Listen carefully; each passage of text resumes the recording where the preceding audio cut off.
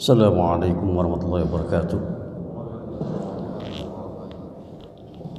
Innal hamdalillah wassalatu wassalamu ala Rasulillah wa ala alihi wa sahbihi wa mawala wala haula wala quwwata illa billah. Bapak Ibu sekalian, pertama-tama bila kita bersyukur kepada Allah Subhanahu wa taala bahwa sampai hari ini kita diberikan kesehatan, diberikan kekuatan lahir dan batin oleh Allah Subhanahu wa taala, meskipun kita masih di tengah-tengah wabah pandemik ini. Jadi ingat, kita masih di tengah-tengah wabah. Ya, jaga jarak ya. Jaga jarak. Tetap kita lakukan protokol kesehatan sebagian dari ikhtiar kita kepada Allah Subhanahu wa taala. Selawat serta salam sejahtera senantiasa kita aturkan kepada baginda Rasulullah sallallahu alaihi wasallam. Mudah-mudahan kita diberikan kekuatan oleh Allah untuk dapat mengamalkan ajaran yang disampaikan oleh baginda Rasulullah sallallahu alaihi wasallam. Bapak Ibu sekalian, kita buka pengajian kita dengan baca basmalah. Bismillahirrahmanirrahim. Hadis yang ke-25 bab sabar ya. Ini hadisnya bunyinya ya.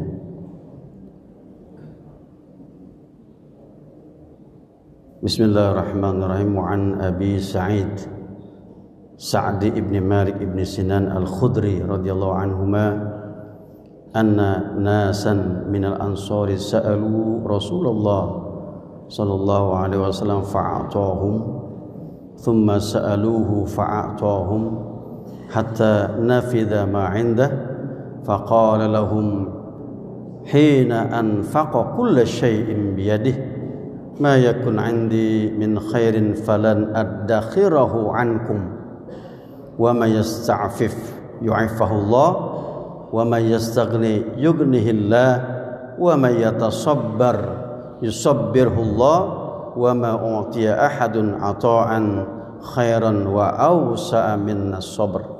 Muttafaqun alaih.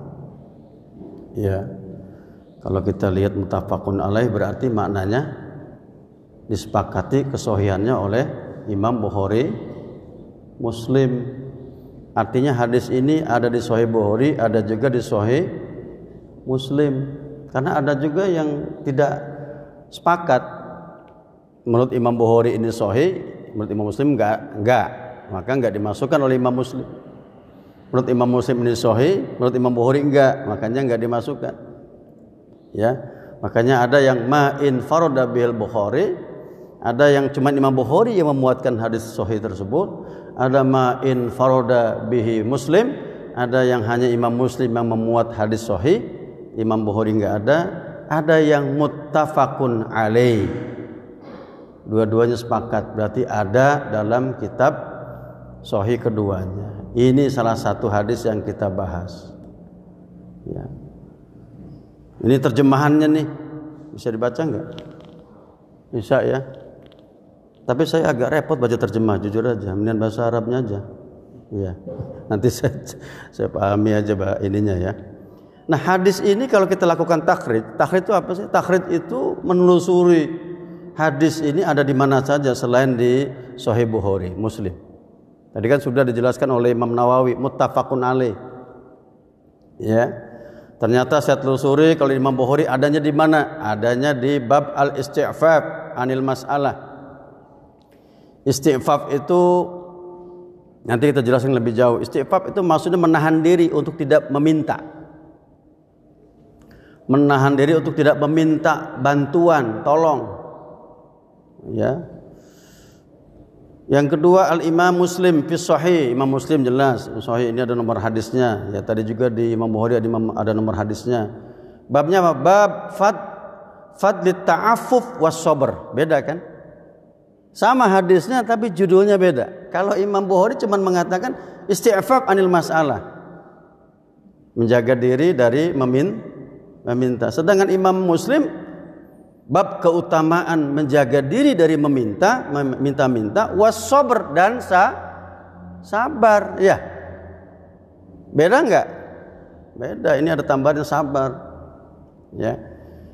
Ketiga, ada juga di Sunan Abi Daud, ya. Ini nomor hadisnya 1646, bab fil istighfaf. Sama dengan Imam Bukhari ini. Bab tentang menahan diri dari meminta minta. Kemudian yang keempat ada di Imam Tirmizi, ya, di Sunan Tirmizi. Bab ma jaa fi as-sabr. Beda lagi ya. Imam Tirmizi melihat ini hadis ini tentang sabar, bukan tentang istighfaf gitu loh. Ya. Imam Darimi misalkan kita lihat juga di sunannya ada nih 1699 babu fil istighfaf anil mas'alah. Dia hampir sama dengan Imam Bukhari.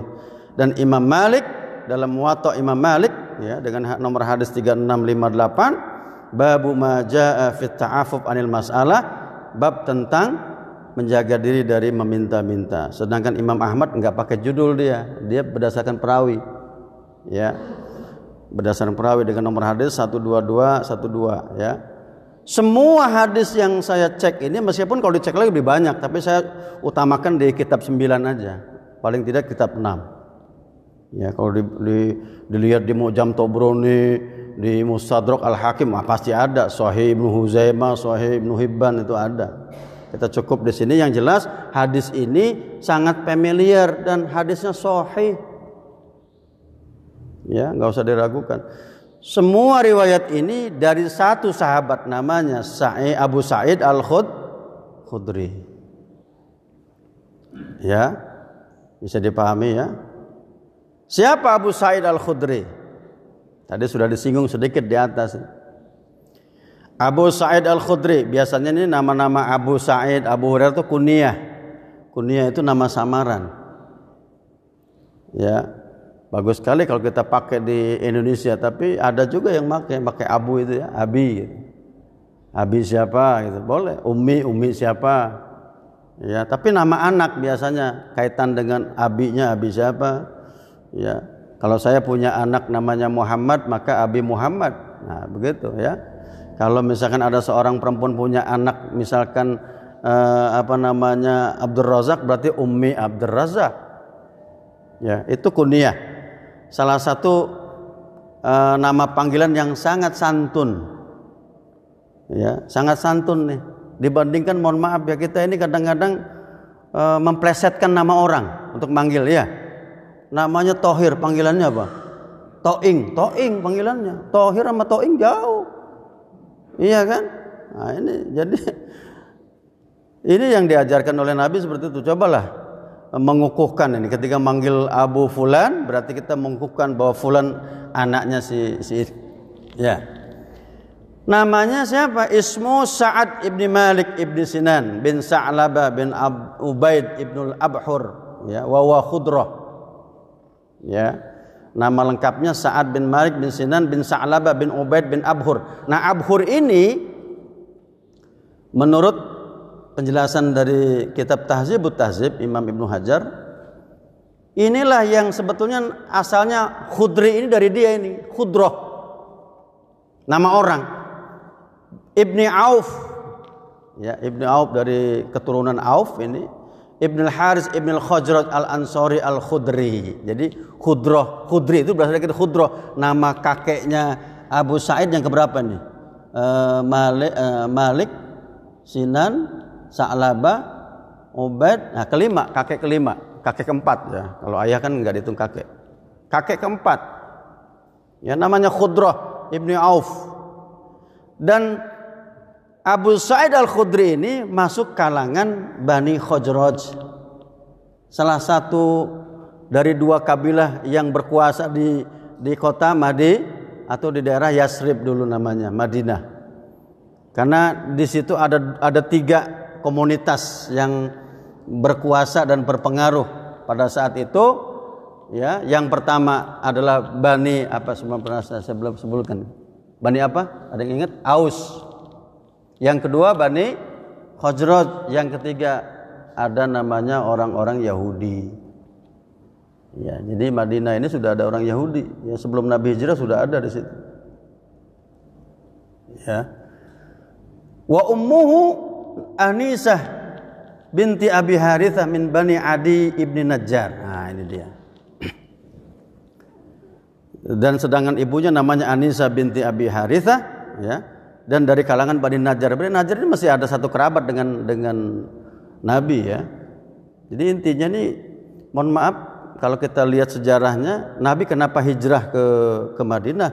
Karena kerabat dari neneknya itu berasal dari Madinah.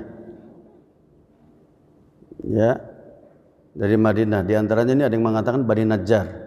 Ya. Wa khudra wa khadara akhwani batnani minal ansor fa Abu Mas'ud al-Ansari min khadarah. Nah, ini kalau kita kaji ilmu nasab, ini namanya bicara ilmu nasab nih. Bahwasannya sebetulnya kata-kata khudra itu kembali kepada dua orang bersaudara.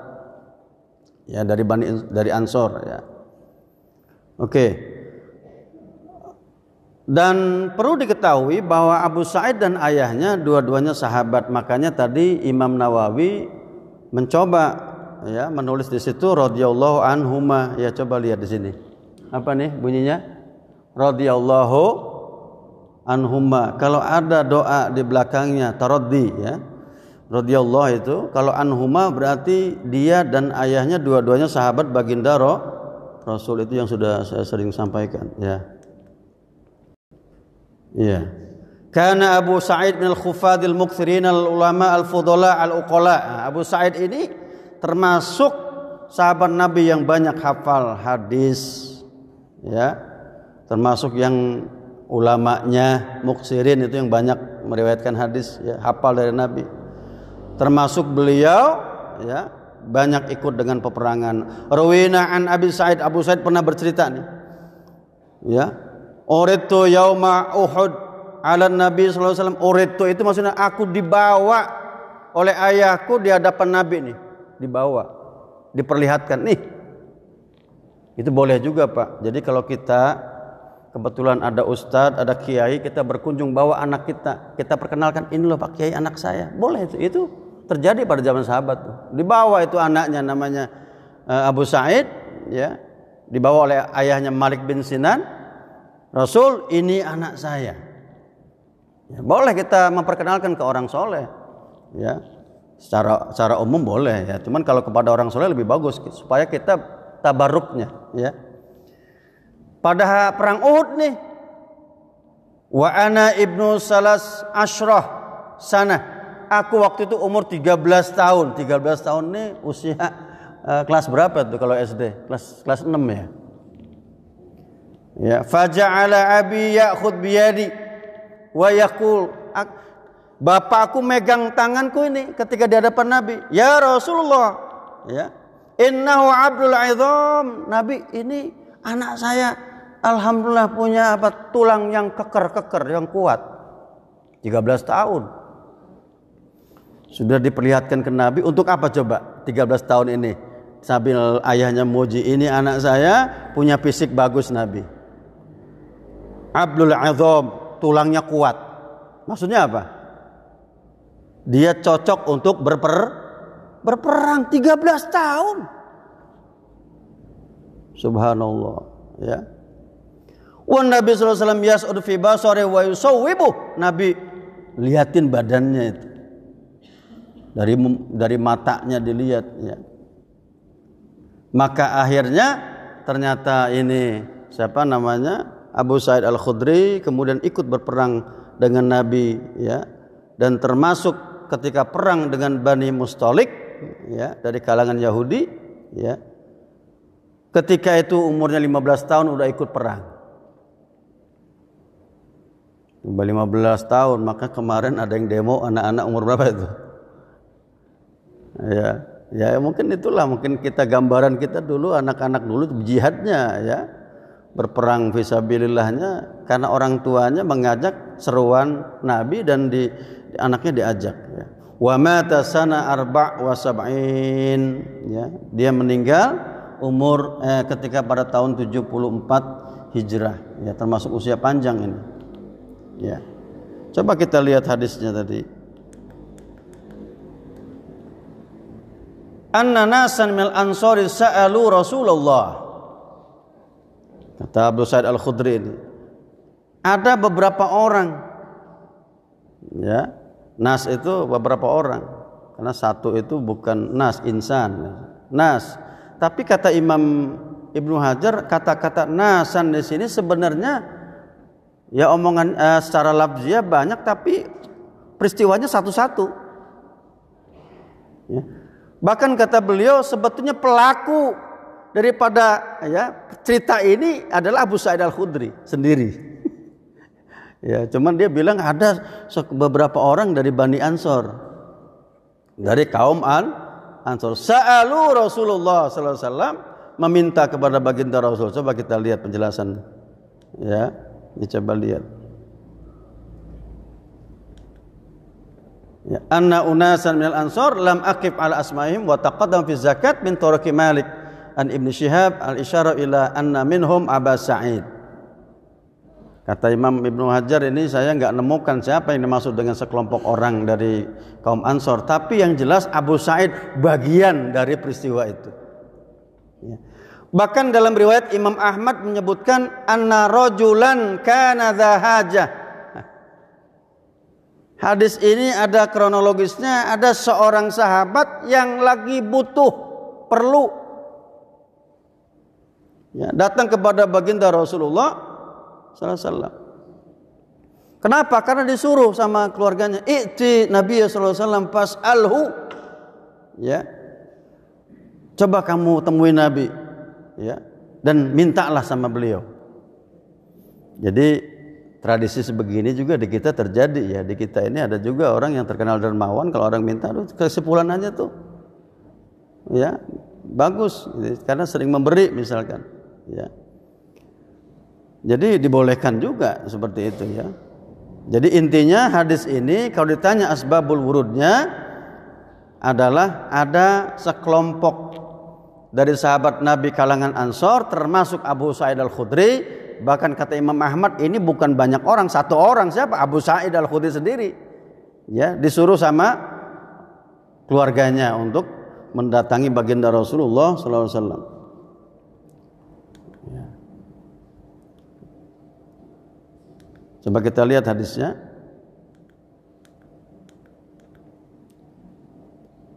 Sa'alu Rasulullah SAW fa'atahum, mereka meminta. Kata-kata sa'alu, soal di sini bukan bertanya, tapi minta. Minta itu barang, kebutuhan.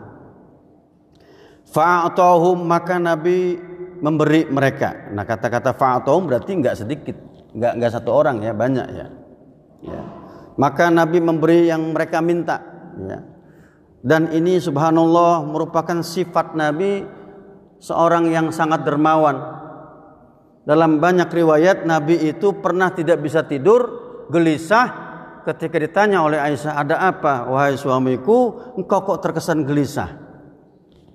Kata Nabi, "Wahai Aisyah, di bawah bantalku ini ada beberapa keping dinar, belum sempat aku sedekahkan hari ini."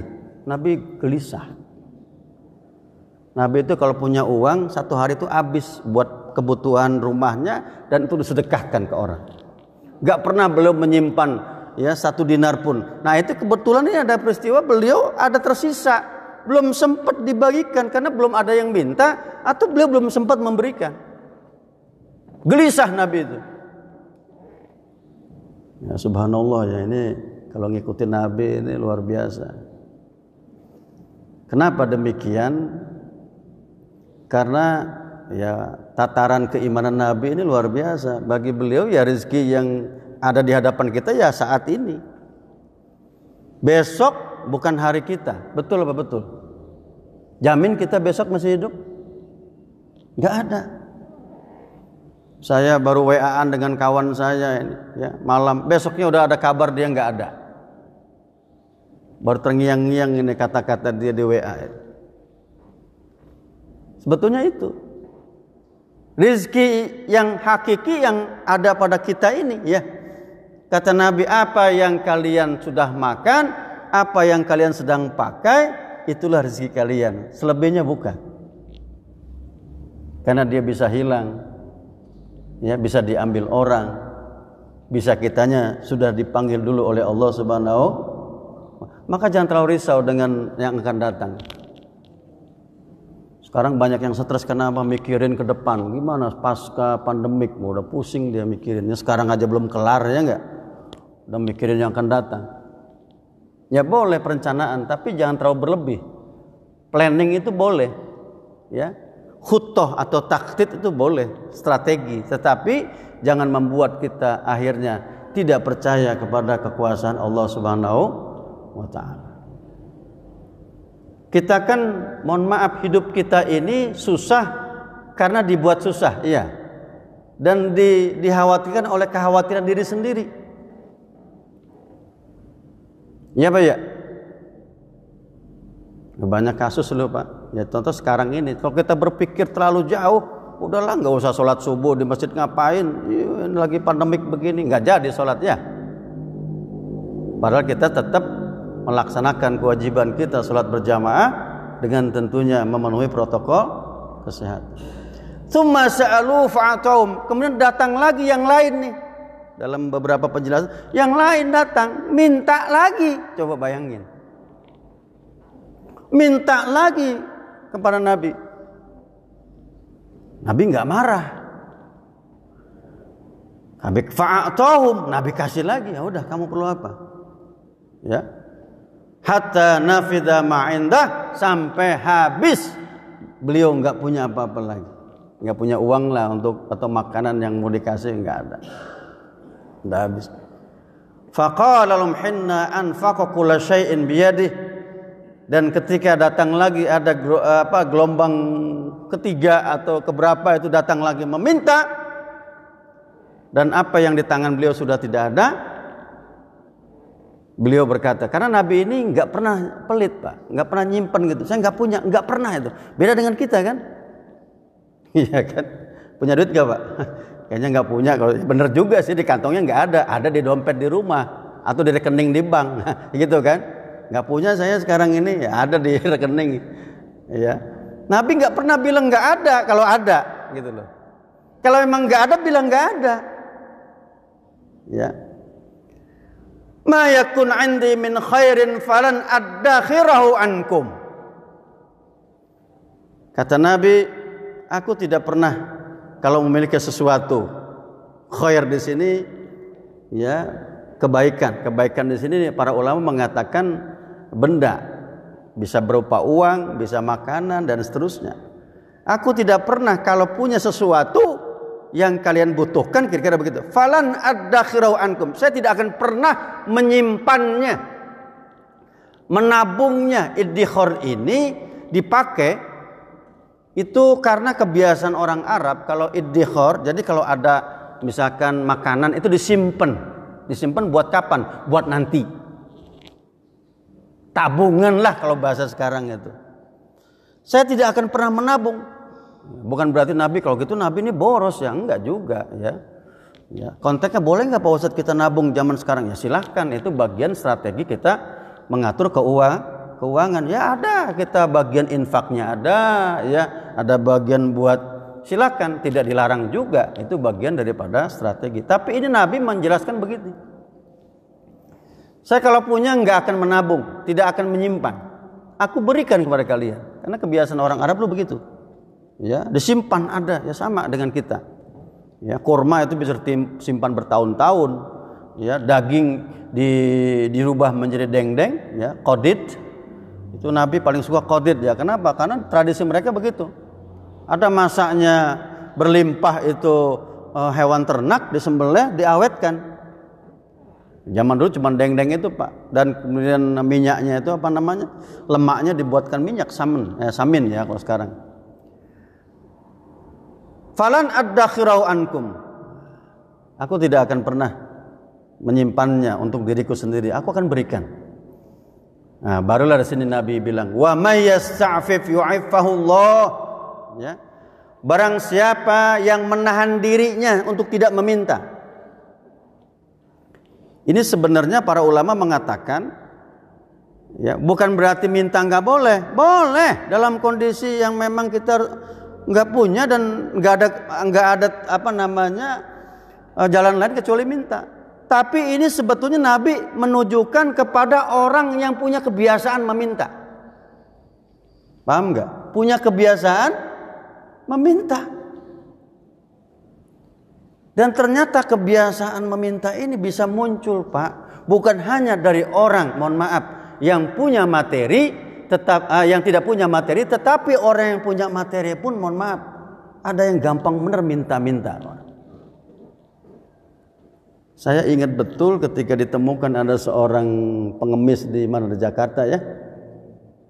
Ternyata diamankan oleh siapa itu, Satpol PP atau apa. Ternyata di gerobaknya isinya ratusan juta. Pertanyaan saya, kalau seandainya dia meminta untuk keperluan kecukupan dia, berhenti nggak minta itu kalau udah punya uang 100 juta? Ayo pertanyaan saya, berhenti atau lanjut? Pertanyaannya lanjut, kenapa lanjut? Udah kebiasaan. Kayak kebiasaan mengutil, tau nggak mengutil? Ngambil punya orang. Ya, ini kebiasaan juga, Pak. Saya punya pengalaman lucu, tapi juga membuat saya prihatin. Saya pernah sering bimbing jamaah haji itu. Biasanya kalau dari Madinah kita gelombang pertama mau ke Mekah, itu siap-siap dari pondokan udah saya suruh mandi semua. Bu mandi, bapak ibu mandi, siap. Nanti kita ke checkpoint, yaitu kita biasanya ke Bir Ali dulu, jaraknya kurang lebih 6 km dari Madinah.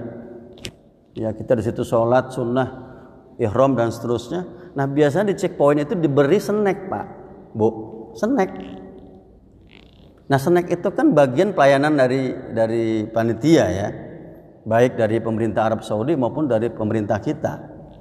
Ini kebetulan pelayanan dari pemerintah Saudi. Ditanya ke saya, "Kam adal hujjaj, ada berapa di jamaah haji?" Saya hitunglah, supir dihitung, saya sebagai pemandu, sama jamaah ada 45 kurang lebih. Kalau dihitung 45 tambah 2 berapa? 47. Ya udah 47, dikasih 47 kotak snack itu, saya bagiin. Saya tanya ke belakang, "Udah cukup, Bu?" "Kurang, Pak." "Berapa?" 5. Apa maksudnya tuh kurang 5? Berarti ada yang nyimpen masing-masing satu tuh 5 orang. Ya enggak? Nah, ternyata tradisi begini mungkin udah kebiasaan. Dia ngambil sendiri buat diri dia, satu lagi mengamankan buat yang enggak tahu. Apa kebiasaan ngasih buat cucunya kali ya? Ya, gitu. Ini buat cucu saya, padahal mah jauh cucunya di Indonesia. Ya. Nah, ini seperti ini suka kejadian. Nah, ini yang Nabi ingin sampaikan. Wa may yasta'fif yu'affahullah. Janganlah kalian membiasakan meminta. Itu sebabnya sedekah di zaman Nabi tidak langsung diberikan ke orangnya. Selain sebagai pengamalan terkait tadi barang siapa yang mungkin memberi, ada Al-Quran sudah disebutkan itu. Ya, memberi secara diam-diam, ya, di hadis juga disebutkan, maka dia mendapatkan pahala yang luar biasa. Iya kan?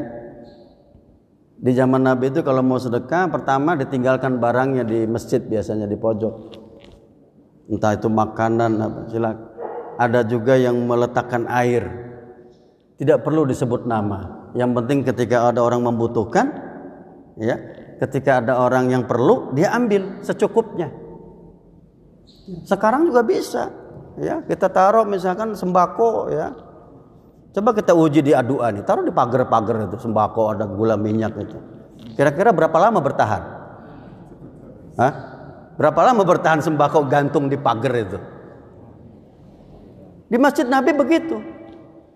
Ketika ini kenapa? Ulama menjelaskan karena dengan metode tadi sembunyi-sembunyi, ya, sedekah sembunyi-sembunyi itu akan membuat yang mengambil barang tidak ketahuan siapa orangnya, sehingga terjagalah muruahnya, terhindar dia dari rasa minder. Mohon maaf, kalau kita sudah tahu, oh ini orang sering minta nih sama saya nih, ada perasaan ya, kita ini kayak yang meremehkan orang ini ya. Tapi ketika ditaruh di masjid, tidak ada yang tahu siapa yang ngambil, ya, dan yang ngambil nggak tahu siapa yang memberi, yang memberi nggak tahu siapa yang ambil. Nah, itulah sebut dengan sedekah yang rahasia itu. Ya, kalau nggak tahu yang ngambil apa, yang kita nggak ketemu langsung Pak Ustadz, ya saya nitip sama orang, ngasih amplopnya. Ya pasti tanya saya yang ngasih, siapa yang ngasih? Si Fulan. Sama aja, nggak rahasia kalau itu. Apalagi amplopnya dikasih label nama, Fulan bin Fulan. Ya bukan rahasia lagi itu. Ya boleh, nggak apa-apa. Ya. Jadi di zaman Nabi sahabat berlomba-lomba begitu, sudahlah, ditaruh di pojok masjid semua. Dan sekarang saya lihat ada sebagian mempraktekkan itu. Tapi di zaman Nabi, mohon maaf, orang yang mengambil sesuai keperluannya. Saya ingat ada satu tayangan informasi video ya, tradisi di Turki, saya lupa. Di Turki itu ada kebiasaan orang Turki ya, pabrik roti kan di sana makan roti, Pak. Kayak kalau kita mungkin nasi ya. Roti. Jadi tukang roti itu selalu dititipin sama orang yang mampu untuk membeli roti, digantung di situ. Tolong Pak, nanti kalau ada yang perlu kasih ya roti ini. Ya. Jadi rupanya ada orang ya, ibu-ibu mungkin karena kebetulan belum punya pekerjaan, belum punya penghasilan, datang ke situ dan paham si tukang roti ini. Ada apa Bu? Ya saya butuh roti. Paham dia, langsung diambilkan. Silakan ibu ambil. Diambil sesuai keperluan, enggak semuanya satu karung diambil. Ya udah, kata si bapaknya, ambil aja Bu, kalau ibu ini ambil. Enggak, saya perlu cuma segini untuk anak-anak saya aja. Dibawa. Nah kebetulan ke depannya si ibu ini sudah punya duit, dia sebaliknya membeli lagi dan mengatakan, dulu saya pernah ngambil di sini, ini saya kembalikan, tolong berikan kepada mereka yang butuhkan. Alangkah indahnya kalau terjadi di kita kayak begini. Di tukang beras ada yang nitip beras. Masalahnya di kita, kalau sekali minta ngambil, bukan hanya untuk perlu dia hari itu, tapi buat bulan depan. Ini problem di kita. Ya, contohnya tadi pembagian sembako nggak pernah rapi di kita itu, ya nggak? Kupon bisa di kopi digandakan segala macam. Belum dewasa kita. Padahal di samping itu ada hak orang lain. Kalau kita mengambil lebih dari kebutuhan kita, zalim pada orang lain. Inilah yang ingin Nabi katakan, wa may yasta'fif yu'affahullah. Kepada siapa yang menahan diri, tidak mudah-mudah meminta, ya, maka Allah akan cukupkan dia. Ya. Wa may yastaghni yughnihillah. Barang siapa yang merasa cukup, cukup ini jangan identik kaya, Pak. Mohon maaf. Berapa banyak orang yang punya mobil ya, puluhan, tapi masih belum merasa cukup, akhirnya dia korupsi. Iya Pak, iya. Tapi cukup ini ghinan nafsi, kata Nabi. Inilah hatinya yang cukup, yang kaya. Makan dengan apapun orang yang sudah hatinya kaya, wah enak Pak. Iya, bisa juga sih makannya mungkin ikan teri, tapi yang kebayang makan sate, kan bisa aja. Gak nyambung Pak Ustadz, namanya orang ngebayang kan gak salah juga. Gak ada yang ngelarang, iya. Iya kan? Ya kan tergantung kita. Kita makan enak tapi perasaan kita was-was. Wah ini hasil korupsi nih, ini ada aparat lewat. Padahal mah orang lewat numpang sholat. Karena kita merasa bersalah, akhirnya takut sendiri. Ya. Barang siapa yang merasa cukup, yughnihillah, Allah cukupkan dia.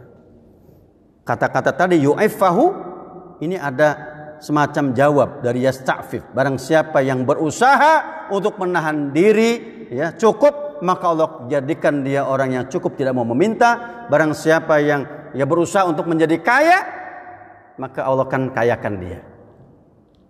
Nah, kaya di sini tadi sudah saya jelaskan, bukan hanya materi, tetapi juga terkait dengan sifat atau sikap kita. Dilanjutkan oleh Nabi, wa may yatasabbar. Barang siapa yang berikhtiar, berusaha untuk selalu sabar. Ini loh. Jadi ada proses. Enggak mungkin orang tiba-tiba menjadi penyabar. Yatasabbar, ada proses yang dia lakukan apa? Belajar sabar, itu penting. Karena sabar susah. Kalau ada bilang, Pak Ustadz sabar saya udah habis. Enggak ada itu istilah sabar habis tuh. Bohong itu. Kalau sabar habis berarti dia udah enggak sabar. Paham enggak? Sabar itu enggak pernah habis sebetulnya. Nanti dijelaskan di sini oleh Nabi. Yusabbirullah, barang siapa yang mencoba untuk menyabarkan dirinya, belajar menjadi orang sabar, yusabbirullah, maka Allah jadikan dia orang sabar. Jadi Bu, kita praktekkan Bapak di rumah Coba kita ngadepin ini, mohon maaf, zaman pandemik, sekolahnya daring, ya enggak? Yang jadi gurunya siapa? Bapak ibunya apa gurunya yang jauh? Yang ngedampingin ibunya, nggak biasa ngajar, sewot terus. Ini kamu nggak paham. Padahal bapak ibunya juga belum tentu paham. Ya, akhirnya anak diomelin, dimarahin, bahkan mohon maaf ya sampai ada pemukulan segala macam. Di sini kita diajarkan sabar, dan memang sabar harus belajar. Makanya Nabi sampaikan tuh, kalau kita kebetulan lagi marah, cobalah istighfar, karena marah itu tanda kita sudah hilang sabar. Udah marah, udah mulai gelisah, istighfar, kembalikan semuanya kepada Allah supaya hati ini kembali tenang. Karena biasanya tantangan sabar itu apa? Ketika hati sudah gelisah, amarah sudah mulai muncul. Nah sudah itu, mau buktiin silakan, coba kita antri. Ya, antri ngapain lah, bayar pajak. Udah enak kita antri dari pagi gitu kan, datang pagi-pagi sengaja dari rumah, kita jam 6 sebelum kantor buka udah antri. Tiba-tiba kita udah ada yang nyerobot. Apa yang terjadi? Nyerobot barisan kita. Marah nggak? Mulai diuji kan. Enak bener dia baru datang udah langsung di depan saya. Saya dari tadi pagi. Ya. Itu Pak. Luar biasa. Ya. Wa ma utiya ahadun ata'an khairan. Nah, ini Nabi sampaikan. Tidak ada anugerah ya atau nikmat yang Allah berikan kepada seseorang ya, khairan, yang lebih baik. Nabi mengatakan khairan, lebih baik. Wa ausa, dan lebih luas, minas sabar, dari sabar. Luar biasa. Makanya para ulama kayak Imam Al-Ghazali mengatakan as-sabru ra'sul fadail. Yang namanya sabar itu pangkal kebaikan, pangkal keutamaan.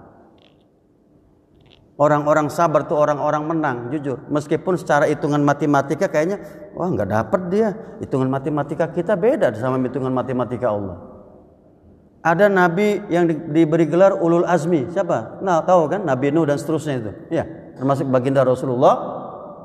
Nabi Nuh disebut ulul azmi. Kenapa sabar? Bagaimana nggak sabar? 1000 tahun berdakwah, yang ikut cuma 20 orang.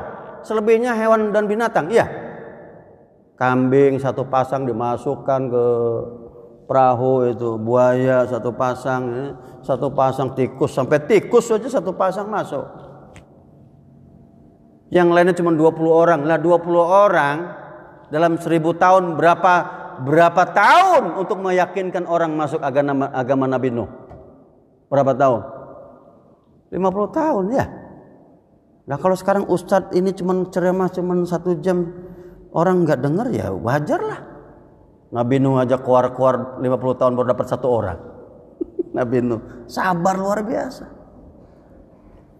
Itu pun Nabi Nuh ketika dia membuat perahu atas perintah Allah. Udah Nuh cukup. 1000 tahun udah cukup kamu ini. Ya cukup lah. Udah kamu bikin perahu. Nanamlah kurma itu ya. Buah kurma. Kan belum pernah ada yang buat perahu zaman itu. Orang bingung, ngapain Nabi Nuh ini bikin kurma? Sudah tinggi kurmanya berbuah, ditebang. Ya kan? Dicemoohkan. Luar biasa sabarnya. Sudah buat perahu, dihina-dinakan apa?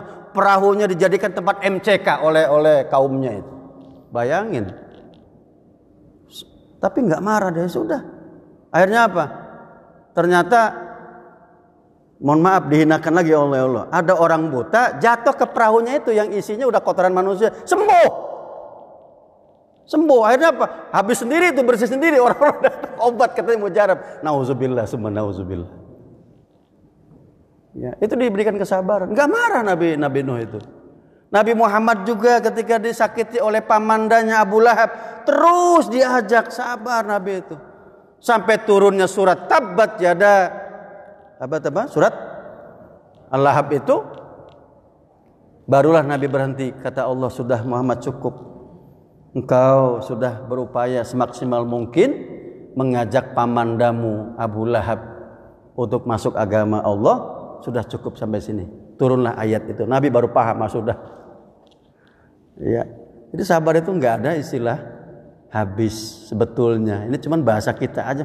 Sabaran saya udah habis Pak Ustadz. Nah, itu kesabaran kita. Nah, makanya Nabi katakan di sini tidak ada pemberian Allah yang paling baik melainkan sifat sabar. Mohon maaf kalau ada rumah tangga nih, biasanya yang awet itu adalah saling pengertian karena dua-duanya sabar. Ketika istrinya marah, suaminya diam, dengerin. Kan lama-lama capek juga ya. Marah. Tapi kalau dia lagi marah, kita jawab, apa yang terjadi? Tambah itu, bisa-bisa piring melayang itu. Dapur dan isinya bisa melayang.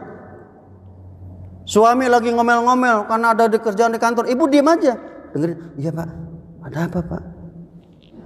Gini, dengerin aja. Udah selesai Pak ngomongnya. Ini ngopi Pak, udah selesai. Enak begitu. Tapi dijawab segala macam, tambah marah. Itulah sabar ini menjadi kunci kebahagiaan kita di dunia dan juga nanti di akhirat. Karena kata Imam Al-Ghazali, ini sudah saya jelaskan sebelumnya, as-sabru ada 3. Sabar itu ada 3. As-sabru an ta'atillah atau ala ta'atillah, sabar untuk patuh kepada Allah. Kita kerjain sholat 5 waktu harus sabar, ya enggak? Yang kedua as-sabru anil ma'siyah, menjauhkan maksiat juga perlu sabar. Yang terakhir as-sabru alal musibah, sabar ketika mengalami musibah, mengalami hal-hal yang tidak ingin. Inilah saya kira penjelasan singkat hadis yang ke-25. Ini suruk udah masuk ya, 38 kalau nggak salah. Kalau ada yang mau menanya silakan ya, bertanya monggo, saya akan jawab. Kalau tidak ada kita berdoa ya, karena saya inginnya ketika masuk isyraq sudah selesai lah, supaya tidak ada lagi yang sholat sembunyi-sembunyi. Ya udah sholat semua, sholat silakan ya. Ada yang mau menanya nggak? Tidak ada, paham ya artinya dari kisah Abu Sa'id Al-Khudri. Monggo silakan Pak. Monggo.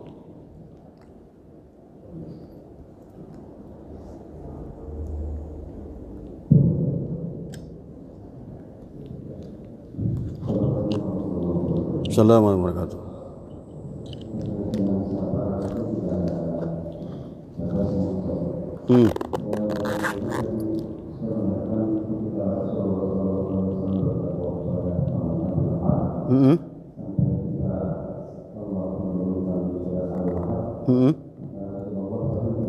Ya.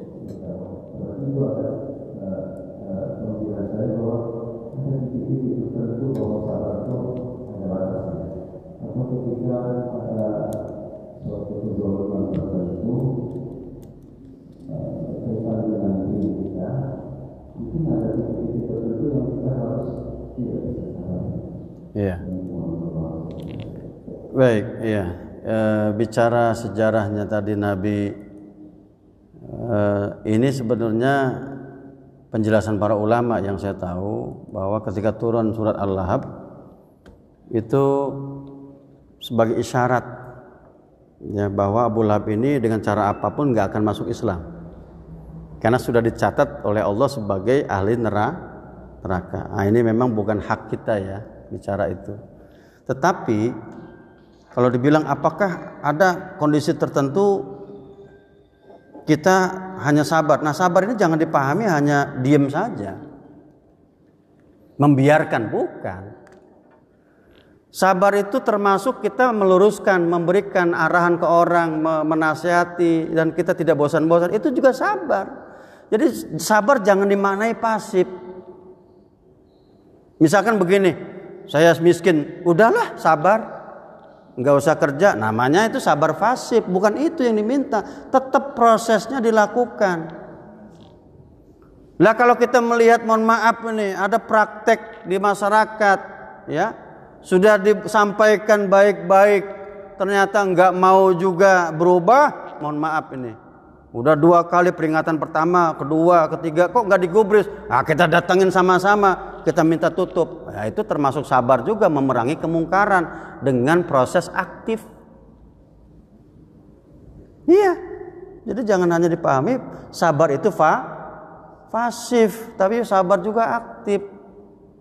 Kita mengkritik orang, mohon maaf ini, misalkan di pemerintahan ada yang kurang berkenan, nggak bagus, dikritik melalui berbagai jalur yang resmi, yang diakui oleh hukum. Itu bagian sabar. Sabar apa? Menegakkan kebenaran. Ya, dengan semua yang kita bisa. Ya, termasuk infak perlu kesabaran nggak? Perlu. Komitmen kita itu sabar. Iya. Waduh Pak Ustadz, saya ini kalau nggak infak nggak banyak, kayaknya nggak enak. Artinya nggak usah infak. Loh, salah. Infak itu kalau dia komitmen, berapapun dia infakkan, yang penting nggak usah komit infak. Termasuk baca Quran, butuh sabar nggak? Sabar. Jadi lagi-lagi saya ingin menyampaikan bahwa sabar yang dimaksud oleh Nabi ini luas sekali, bukan sekedar sikap pasif, tetapi juga ada proses aktif yang dilakukan sesuai sunnatullah. Kalau kita ingin punya uang, ya dagang, cari uang, kerja, ya, bukan sabar meneng wae di rumah. Sabar meneng wae di rumah nggak kerja, ya sama aja bohong itu. Sabarnya sabar fasib yang salah. Makanya ketika Umar melihat ada seorang yang di masjid nggak keluar-keluar, ya doa, nggak ke pasar, dia punya keluarga. Umar tanya, kamu ngapain di sini nggak pulang-pulang? Saya berdoa kepada Allah supaya diturunkan rezeki, diturunkan uang. Kata Umar, uang adanya di pasar bukan di sini.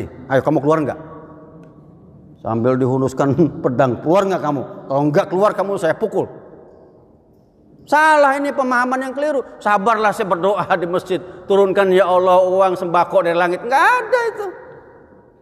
Sabar itu ada juga yang sifatnya tadi aktif. Melakukan jalur hidup kita sesuai proses, itu bagian dari sabar. Ya Allah, kita didik anak sabar nggak tuh? Nggak bosan-bosan nyuruh anak kita bangun tidur subuh susah bener. Sekali kita bangun nggak bangun, 2 kali terus sampai bangun, sampai sholat, itu loh ininya. Itu sabar kita. Jadi intinya kalau saya sepakat itu, nggak ada istilah sabar itu ada batas. Ketika Nabi marah melihat kemungkaran, itu bukan berarti Nabi nggak sabar. Sabar apa? Menegakkan kebenaran, menjauhkan kemungkaran, begitu. Cuman dengan cara yang elegan. Ya. Makanya Nabi sudah disampaikan oleh Al-Quran, walau kunta fadhon ghalidhal qalbi lan faddu min haulik. Seandainya kamu Muhammad, kamu kata-katanya ketus, ya, kamu kasar, kamu macam-macam, orang pada menyingkir lah, untuk nggak bakal ngedenger. Nah, disitulah sikap lembut, kata-kata yang baik itu bagian sabar. Mohon maaf, kadang-kadang kita ketemu dengan orang yang susah dikasih kabar, dikasih tahu. Kadang-kadang muncul ini orang, akhirnya terlontarlah kata-kata kasar. Nah, menahan diri untuk tidak berkata-kata kasar itu bagian sabar. Ya, saya kira itu. Ya, jadi tentunya mohon maaf keterbatasan kita sebagai manusia. Bahwa ada orang yang sampai sini batas sabarnya, ada yang mungkin lebih jauh lagi. Nah, itu bagian proses belajar. Yang jelas saya katakan, sebagaimana yang Nabi katakan ini, bahwa tidak ada anugerah yang Allah berikan kepada seorang yang lebih baik, lebih luas dibandingkan sabar. Kenapa? Dengan kesabaran yang luas begitu, sebesar apapun masalah yang dia hadapi di hidupnya ini akan selesai. Ya tentunya tadi proses sabarnya ada yang aktif, pasif. Itu Pak ya, saya kira cukup, udah waktunya Isra. Mari sama-sama kita berdoa, mudah-mudahan apa yang sudah kita pelajari ini ada manfaatnya. Sebelumnya kita istighfar, astagfirullahaladzim. Astagfirullahaladzim, astagfirullahaladzim. Allahumma sholli ala sayyidina Muhammad wa ala alihi wa sahbihi wa fa'na bima 'allamtana wa 'allimna bima yanfa'una warzuqna ilman tanfa'una bihi wal akhirah. Allahumma inna nas'aluka ilman nafi'an warzuqna wasi'an shifaan fid dini wa saqam. Allahumma inna na'udzubika min ilmin la yanfa' min qalbin la yash'u min nafsin la tashba'. ومن عمل يرفع من دعوة لا يستجاب لرب العالمين. اللهم ادفعنا البلاء والوباء والفحشاء والمنكر والمحن والفتن ما ظهر منها وما بطن من بيوتنا هذه ومن قريتنا هذه ومن بلدنا خاصة ومن كل مسلمين عما إنك على كل شيء قدير. ربنا آتنا الدنيا حسنة وفي الآخرة حسنة وقنا النار. دعواهم فيها سبحانك اللهم وتحييهم فيها سلام وآخر الحمد لله رب العالمين. Kurang lebihnya mohon maaf. Assalamualaikum warahmatullahi wabarakatuh.